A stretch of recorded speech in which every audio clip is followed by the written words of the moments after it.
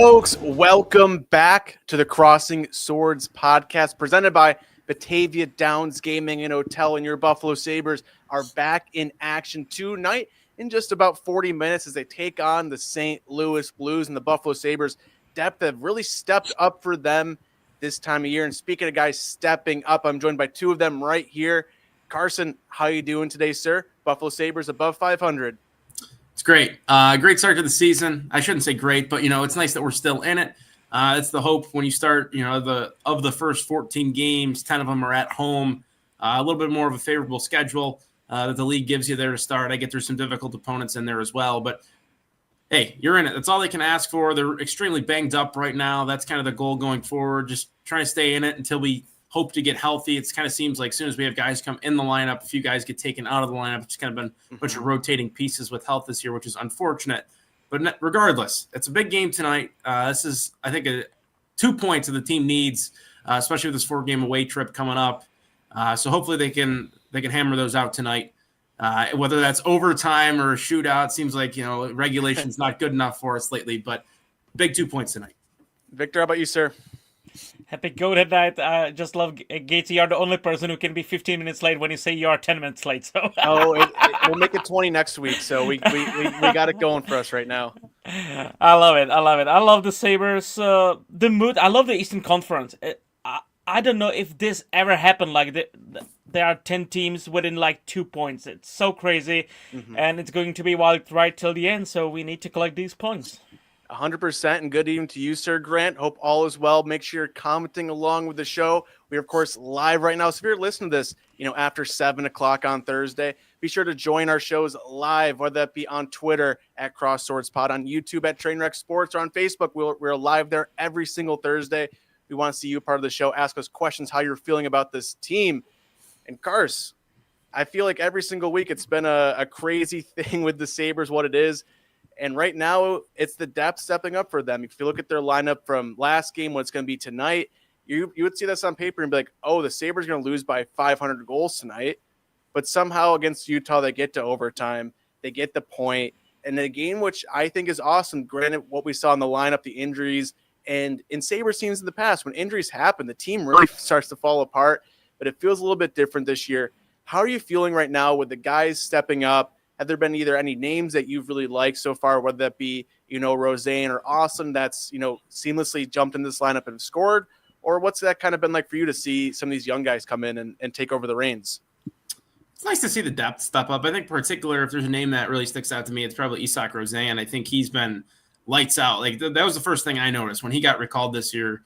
I put a tweet out in the first period that he played. He was flying around the rink, just 200-foot type of player too. It wasn't just in the offensive zone that he was generating opportunities, but he looked sharp in the defensive zone as well. He got some power play one time, which is nice to see. Kind of a bit weird, he's coming right from Rochester and they're saying, hey, we're going to trust you on our top power play unit. But regardless, he looked sharp. I thought he's been consistent. That's kind of the biggest thing you look for in younger players like Roseanne. It's kind of a boomer bust year for him. I think we've been saying this now for the last year. Last year we saw flashes. It just wasn't enough. Plain and simple. Lights it up in the AHL. Leads the league in points when he was down there. And now he's up. Had an assist the other game against Utah as well. A little bit fluky, but regardless, you can take him where you get him. Nice goal the other night as well for his first career goal, and helps in with Oslin's first career goal too. Pair with Josh Dunn. Some of these guys from Rochester, they're getting a little bit of accolades here with their first career goals. Nice to see the depth start to pick up, especially with some of these younger guys. But I love Roseanne. I love how he's playing right now. I just hope he can continue that going forward, because right now the Sabres, their trajectory and how their health's been, they're going to need that from guys and rotational pieces and younger guys like Roseanne. Otherwise, things could get a little sketchy going forward. But he's looked sharp to me. I thought Oslin's looked okay, especially in those first few games where he got sent down and then he scores, which definitely helps his case getting another game tonight. But those guys have looked sharp, and right now I even like Josh Dunn. I think he's been a guy that's been noticeable. He's never going to be a great goal scorer for you, but he plays his role nicely and does a good job in the corners. And it seems like that line shut down one way or another. Nobody scores, and nobody will get scored on for that line. I will go on the same page with Carson. I really like Rosen this year. I believe he's like much more offensively brave than he was last last year, past season, because he was mostly like defensively minded when he was in the NHL. We didn't see much of offense from him. Right now, you can see he has also offensive guts, and that's what he's doing on the ice. That's what you want to see from him on the ice, and he looked really good. And also, I really like Ostlund because I was doing interview with him like 3 years back when he was playing for Swedish under 20 national team, and he said exactly like in a 3 year span I want to be in an NHL. He had this in his mind, and he's going step by step. And I think Ostlund looks better than Rosen did last year when he was like first year in the NHL. I really kind of like his game. You can see him on the ice. He's noticeable, which is good. For the first year in NHL, you want to be noticeable on the ice. So that's what I like from Estlund. And yeah, I think one thing that is important that we have injuries, okay, but we have them in the offense, not in the defense. I don't think our depth is good in defense. We could see it when we saw Bryson and Johnson on the ice together. It just wasn't good. Metza was kind of okay, but Bryson-Johnson pair wasn't good enough for me. So God bless that we have like offensive injuries, not the defensive ones, because this could be a much bigger problem. 100%. And I think with these young guys too, Victor, like they have a bit more fire to their game than we've seen in previous years, because I think it was last year, the previous years, these young guys get a call up and they just seemed they weren't playing how they were in Rochester. I think that's a really good sign for this organization, for this team, that now you have these guys stepping up and they're playing to that same level they were at in Rochester. And seeing the difference in Isak Rosen's game from this week compared to like even at the Prospect Challenge, he was not good and just kind of just existing out there. So I don't know what's changed for him internally, but he has that fire and that speed, which has been such a nice addition. I think it's pushed Austin as well, where, you know, his first 4 games with the Sabres were good, but nothing mind-blowing. Now, this past game against Utah, he seemed like he had that extra edge that, you know, hopefully he can build off of. So I'm excited to see that. Grant, yeah, St. Louis, last night they lost 6-1 to the Capitals. Ovechkin's 900th goal. So I'm interested. Binnington trying to steal the puck. Oh my God, that's horrible. Absolute insanity. So I don't know what the Blues have going in goal tonight. I'm sure they're going with Hoffer, but Gar, good to see you tonight, sir. Hope all is well. Hi, Gar. Yeah, and it's an interesting game tonight for the Sabres. UPL is in net, getting his 3rd start of the season. And the Sabres on their go-ahead. So, Kars, tell me where you're at right now with the goalie situation, because, you know, in my mind, it's been forever since we've seen Colton Ellis. They're playing the Blues. I thought they might see how he does tonight, but they're going back to UPL after his good start, his previous outing. They're putting him back in. What's this mean to you, and what are you looking to see out of big number 1 tonight? I think that's interesting because, especially with a guy like Ellis, he's only played 1 NHL game. Maybe throw him out there against his old team. He's a little familiar with that team Revenge too, game. for better or for worse, right? Like he knows where some of those guys' tendencies lie on St. Louis, but I think St. Louis also knows where Ellis struggles and where he maybe has some strength. So it's interesting. I thought maybe they would have given him the game tonight, but I guess they chose UPL. I think that's important to keep UPL in the rotation, especially he's a guy that thrives off of action. When he seems to split, sometimes those numbers tend to typically decrease for him. So I'm happy. I'm glad UPL gets another chance here, especially after the night he had a few nights ago. He looked really, really sharp. Was our best player in overtime, without a doubt. Kept us in that thing to get that win. But UPL, again, it's always been consistency with him. There'll be a stretch of 2 weeks where he goes for a .930 save percentage, and then there'll be another 2 weeks where he's been yanked twice in 4 games that he's played. So I just want to see consistent hockey out of him. So we'll have to see. I thought there was a lot of rebound that he gave up last time he played, which, again, it happens sometimes. But Gatesy, you probably know more than anybody else about the goaltending aspect, right? Give him rebounds. I know a lot about that too. Well, hey, you know, been there, done that type of thing for you then. But regardless, I'm happy to see UPL get the start. I thought Lyon looked sharp the other night. Oh, yeah. Again, kept us in it against Utah. But UPL, this is a much needed 2 points this team needs. Again, Victor, you brought it up.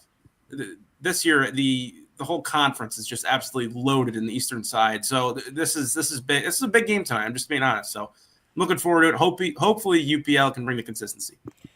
He need to be the goalie he was in the 3rd period, because in the 3rd period last game he was good. The first 2 periods, as you said, it was rebound after rebound, and not the good rebounds, the bad rebounds. You know, the team was struggling to get the pucks, out of the crease. So yeah, he needs to he needs to be, as we said the last time we were talking. He is that type of goalie who needs to be calm in his head, in his mind. And when he's doing great. But when he's not, he's shaky. So hopefully this could be the kind of game when he gets his head starting and he can be as good as Lion is right now. Because when you see Lion in net, he's consistent. Okay, he didn't had a great game. There was one game which he wasn't really good. Like I don't know against who it was. Boston, I believe. Boston. Yes, Yeah, yes.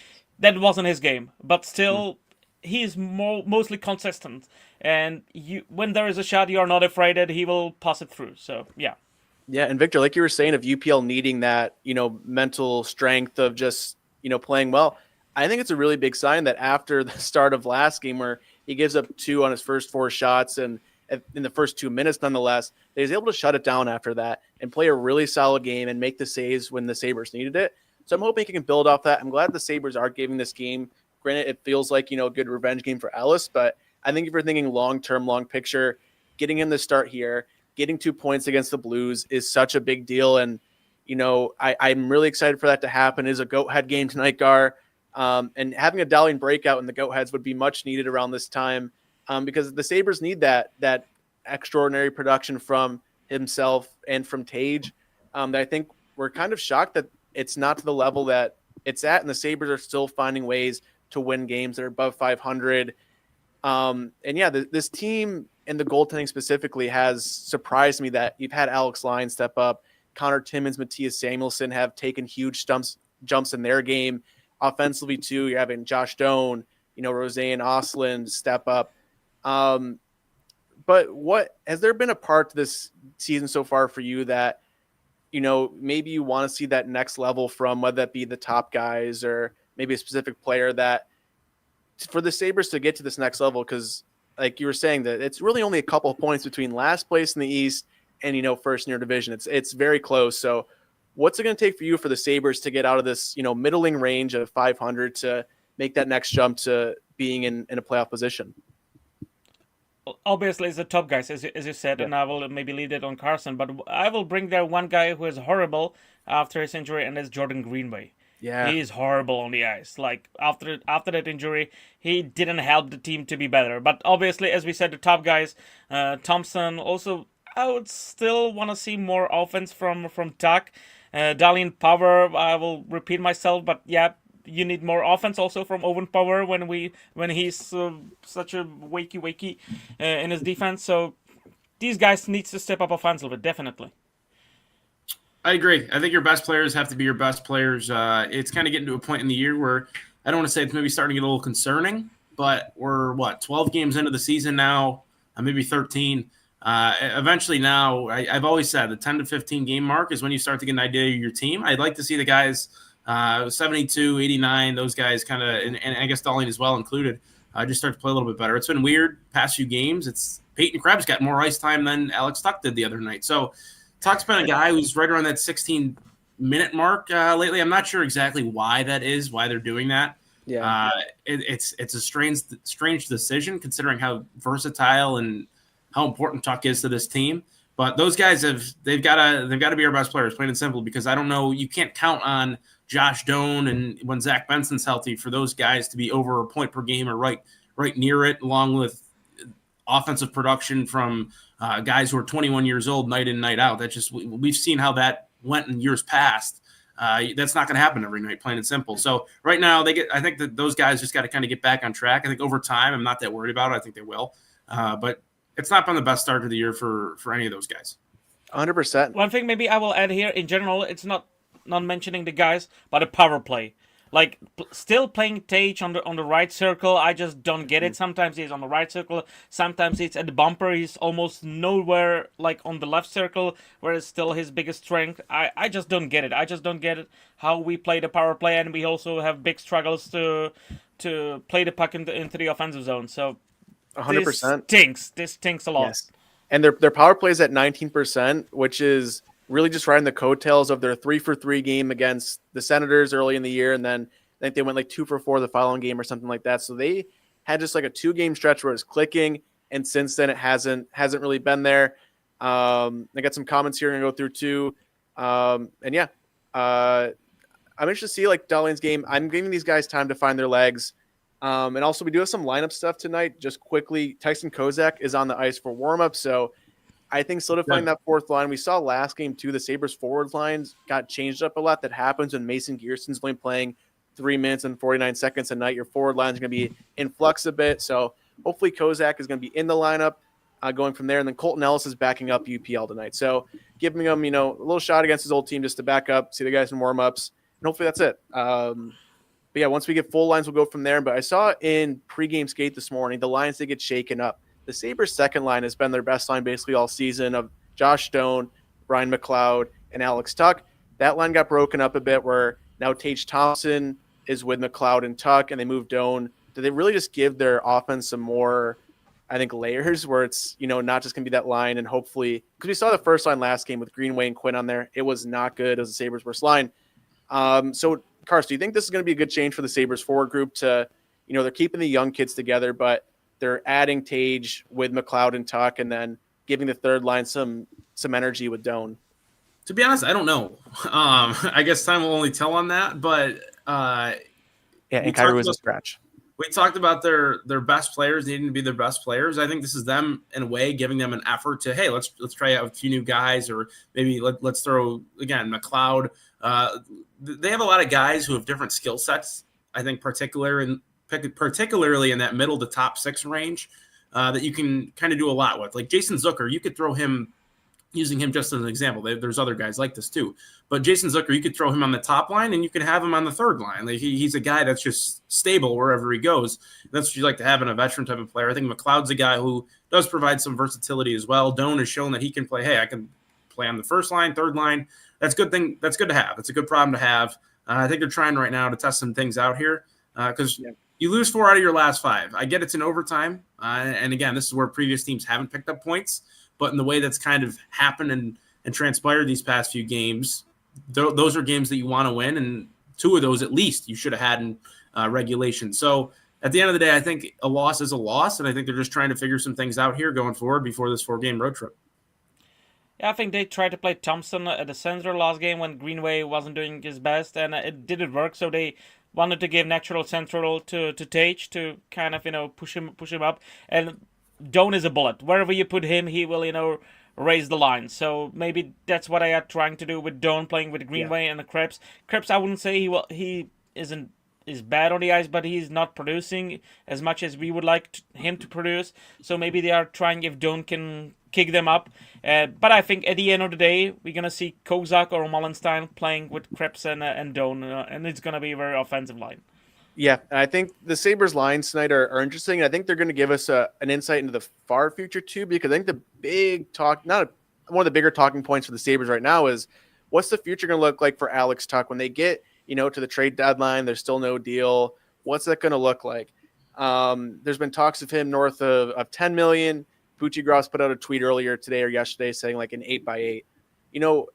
What have your just thoughts have been on Alex Tuck this season? Because he's a player, at least in my mind, that I go back and forth on just how, important he is to the Sabres lineup. He's crucial to this lineup. He's a great penalty killer. He's solid on the power play as well, too. A guy who's very strong 5-on-5. I know Dom Lechusian. I don't know exactly how to pronounce his last name. One of those advanced analytic guys on Twitter put out a thing today. It was like 8.5 is his projected value or something like that. I think that might be a little bit low, considering, again, there's a multitude of factors that plays into it.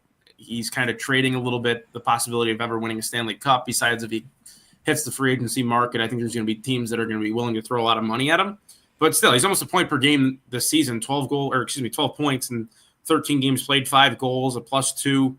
Again, I'd like to see him play a little bit more ice time. There's been games where he's played 13 minutes, and there's been games he's played 21 minutes. So it's been a big variety for him.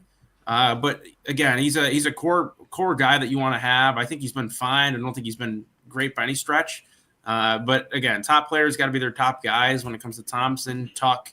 It hurts now that Kulik, Benson, those guys are hurt along with Norris. Yeah. So we'll have to see. When this team comes healthy, I think there's a lot of effects that happen after that and a lot of dominoes that topple over, and that could be one of them. But Tuck right now, it's a contract year. We'll have to see how it plays out. But regardless, that's a guy we still got to lock up one way or another. Well, to be honest, I would be satisfied if he can keep it under 10. I'm not very Yes. optimistic that it's gonna be like 8 point something.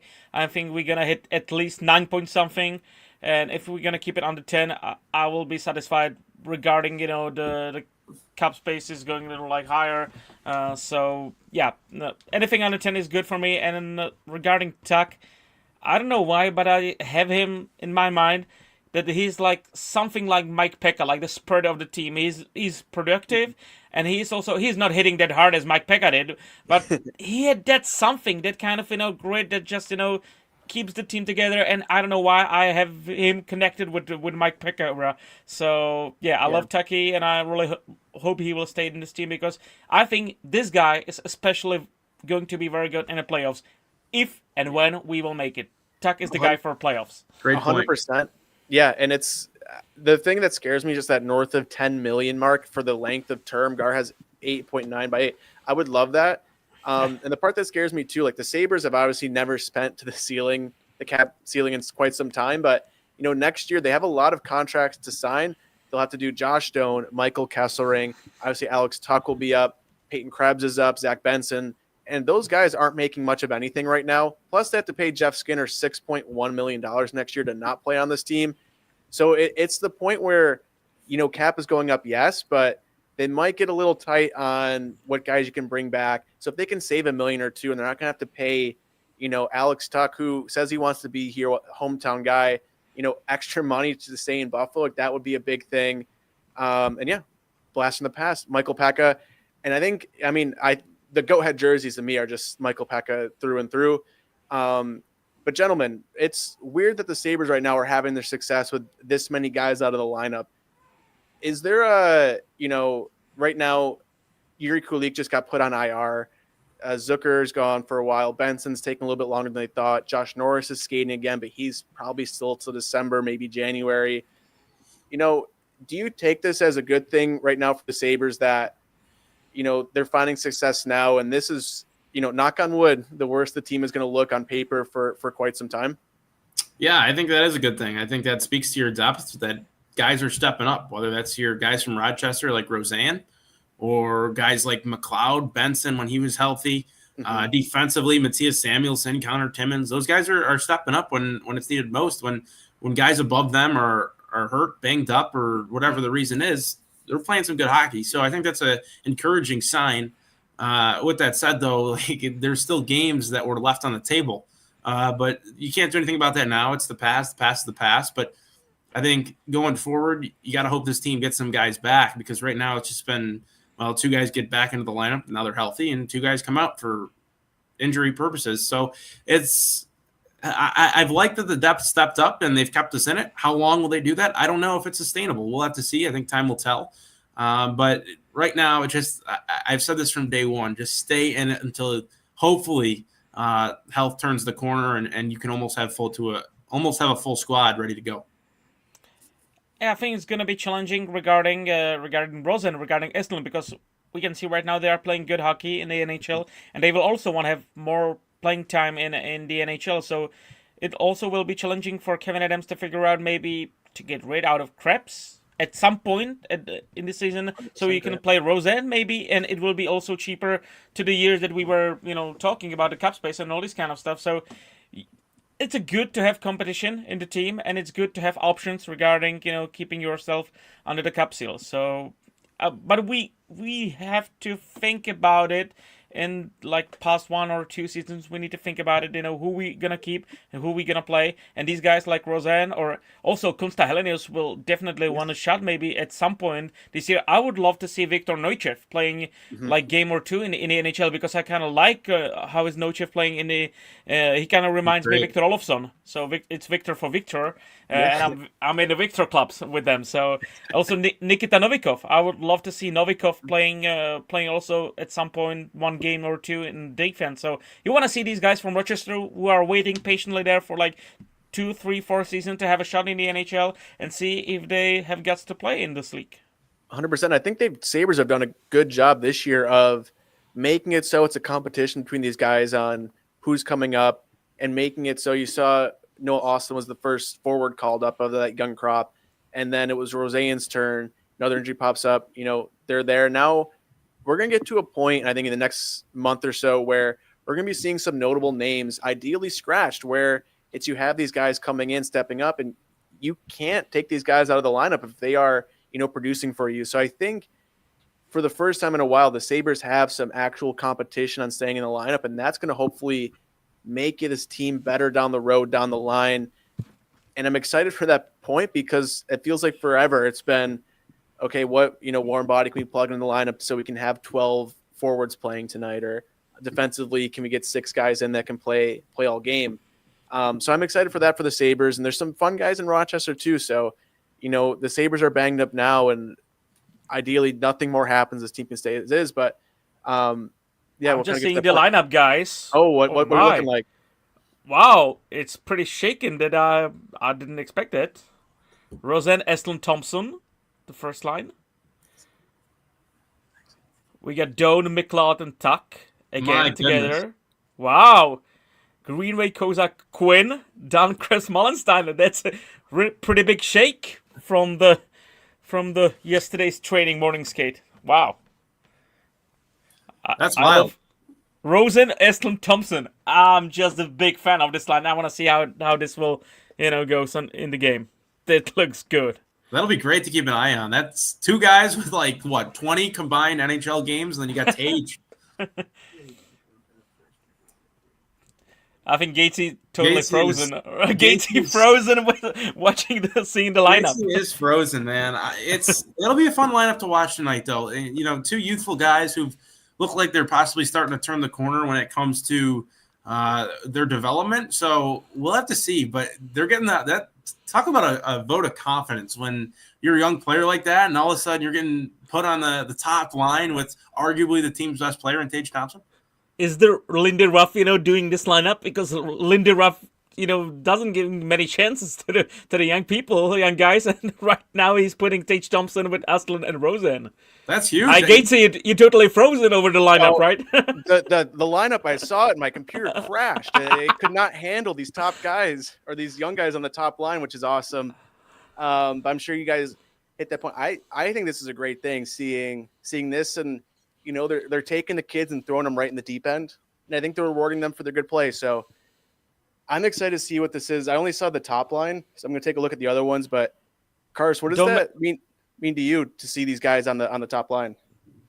Well, it's huge, I think, for Lindy to say, hey, like Victor talked about, we just briefly chatted about it too.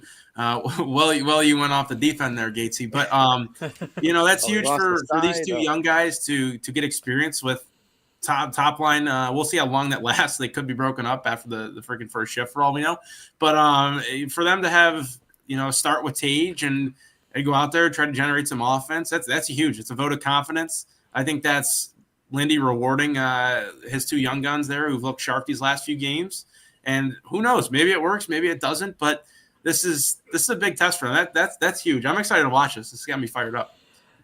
One thing I'm kind of this is a good thing because Rosen and Östlund were both drafted as the players for top 2 lines, definitely. And if you are playing them in a third line, you're kind of killing them. I know they need to go through the process, but these guys were drafted because of playing the first 2 lines. Right now, they're having the opportunity to do that. They have some confidence with the games they played in the past. So, yeah, why not? Play them. It's better to play Rosen and Estlund in the first line than playing their Greenway. Yeah, definitely.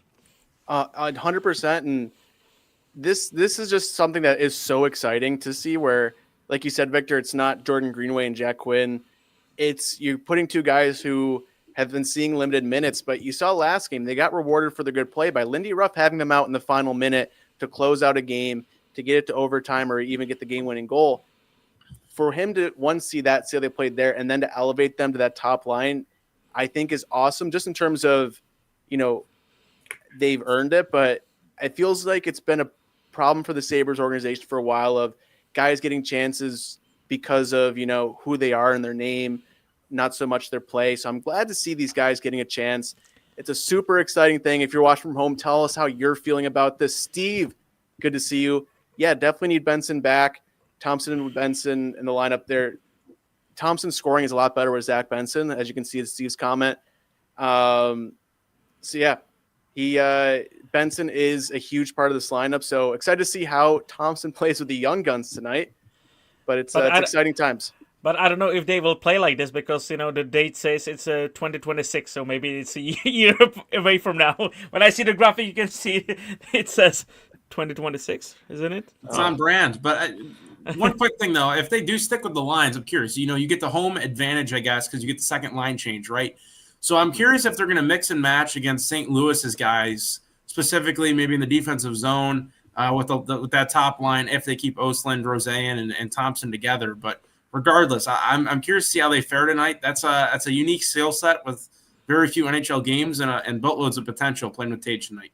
Yeah, and I'm gonna just look at the glass more than half full at the moment. If the Sabres can get good production with Ostlund and Roseanne on that top line, think of how deep the Sabres lineup becomes when you add Zach Benson back in, Josh Norris, Yuri Kulik, Jason Zucker, where that Sabres line. Not that you're punting away your first line, but you have two guys in there that weren't there to start the season, and that Sabres team gets a lot deeper. So if we see success tonight with Tage, they can get a goal. If that line plays like how they were the past couple of games, that is something super exciting to see for this team. So very exciting time, guys. It is, without a doubt. It's an important game. Hopefully some of the new lines can produce. We'll have to see if they don't. I wonder how long Lindy will give them a leash on. But regardless, we want to look at this, a positive way here. Blues are coming off a brutal game last night. They've been brutal just lately. So I'm expecting them. Supposedly they had a full practice today and the second half of a back-to-back too, which is kind of a crazy look from Jim Montgomery as their head coach. But I think they're going to come out fired up tonight. It's your typical Sabres trap game, and that's the only thing I'm a little worried about. Yes. But this should be a fun one tonight. Yeah, as I said, it tells you something about Lindy. He's also evolving as a coach. Maybe he is a bit too old, but still he's evolving as a coach, and this is a proof of it. Yeah. And gentlemen, we are just a couple minutes away from puck drop. Any final thoughts on tonight's game? Sabres victory. I've had trap game. I know you said that, Cars. Is there something you're looking forward to tonight, and what's your kind of look ahead at this game? This is such a weird game if I'm trying to predict it because you got the Sabres who've lost 4 out of their last 5, but really they haven't been losses. They are losses, but at the same time, they push it to overtime. Their depth is getting tested here. So to even get points is kind of a moral victory in itself, especially against Utah the other night. At the same time, St. Louis has been so bad. It's okay, eventually they're going to try to dig themselves out of a hole. So I feel like the storylines, past Sabres teams definitely lose this game without a doubt. Could they lose this game tonight? I definitely think that's certainly possible. Partially, I do want to predict them to lose because, my gut feeling says so. But I think right now, if I had to predict, I'll say give me the Sabres. I'll be optimistic about this. I'm going to say Sabres 4 to UP allows 3 tonight, doesn't he? I'm going to say are we going to overtime though? That's the big question. No, we're due. No. I'm going to say give me the Sabres. Let's go 5-2. Let's go 5-2 saves. I just say one word. Goat heads. You know how this team is playing with the goat heads. So I'm expecting Tage scoring a hattie tonight. So it's going to be Tage hattie, Owen Power with a goal, Rasmus Dahlin with a goal. And we're going to crush them 6-2. I love to hear that. And Victor, how's your sleep schedule been with all these overtime games? I feel like it'd be you're cruising. It's an afternoon. I'm still up until 4 a.m., so it doesn't matter if it's 4 a.m. or 4:20. I don't care. Perfect for this. If it's going to be in playoff overtime, it's going to be much worse. But these overtimes 100%. Are kind of short. We get scored on in always 1 or 2 minutes. So no, it's not a long wait for us to lose overtime again.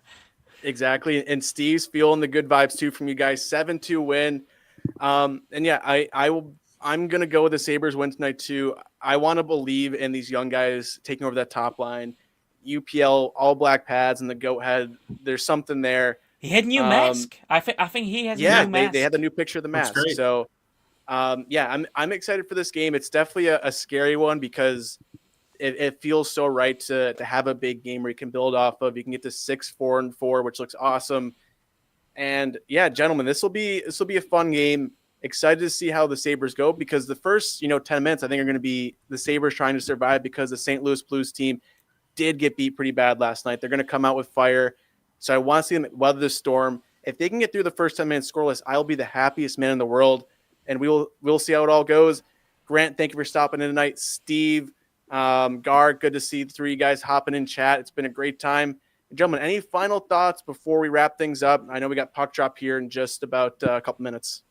It's close to a must-win game tonight because of how bad St. Louis has been lately and what awaits the Sabres here on this 4-game trip. And really, it is a tough month of November. And we've seen the month of November absolutely haunt this team in years past. We won't bring that up. Hopefully, it's a different case this year. But 6-4-4 sounds a lot better, doesn't it, than 5-5-4 is the alternative and a difficult schedule ahead.